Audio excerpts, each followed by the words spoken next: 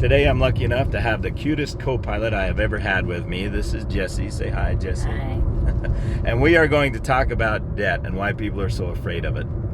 Typically the 90%ers, they make extra payments on their monthly loans. They eat rice and beans. They go without. They don't go to Disneyland. They don't do other fun family trips, trying to make extra payments to get out of debt. Well, the number one question we need to ask is, when we borrow money, who's at risk? Whether you borrow money from the bank, whether you borrow it from a family member, it doesn't matter. When you borrow money, who is at risk? Jesse, if I say to you, lend me $100,000 and you lend it to me, who's at risk? I am. Why are you the one at risk, Jesse? Because you could just walk away with the money and not pay me back. Exactly. There's no obligation there other than what? A credit score? Oh, shucks, you hurt my credit score? See ya. The only person that stands to lose anything is the lender. Jesse would be out her $100,000, not me. When you borrow money from the bank is at risk. And that is the incredible part. If you borrow money to buy a home and something happens, you default, they take the home, you're no worse off than you were before. So it really breaks my heart when people get all depressed or suicidal over not being able to pay off their debts. Again, I'm not saying by any means that you should borrow money with no intention of paying it back. It's just really not worth sweating over. Now, if I happen to pay, let's say I buy a home that is worth $100,000 and my minimum monthly payment is $500 a month.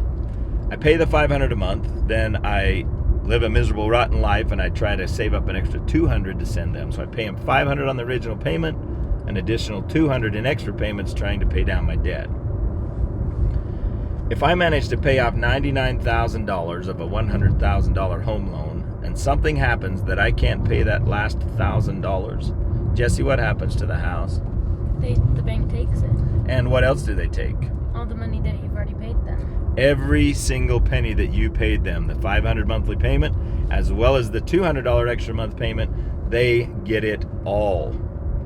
All those moments that you gave up on, the Disneyland trips, all those things that make life worth living, was all for nothing. Jesse, what was the banker doing with all that money, the extra $200 a month that you send them? They were going on the trips. They were going to Disneyland. And all the fun stuff, exactly.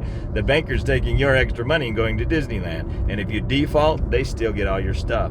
By making extra payments on your loans, doesn't alleviate your risk, it alleviates the risk on the banker. Not only do they still get all your stuff, if you default, they get every penny that you paid them. You would be much better off to take that extra $200 a month and buy gumball machines. So let's do the math. Jesse, get your calculator out. If I pay an extra $200 a month on my home loan for 1 year, that leaves us $2,400, right? Mm-hmm. Okay. If I take that $200 and I buy gumball machines at $25 a piece, I could buy 8 gumball machines.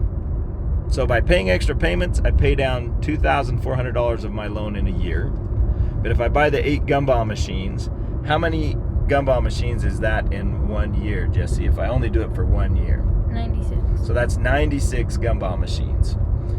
If those, now times those gumball machines, if each one of those made $20 a month, how much is that? 1,920. Per month, right?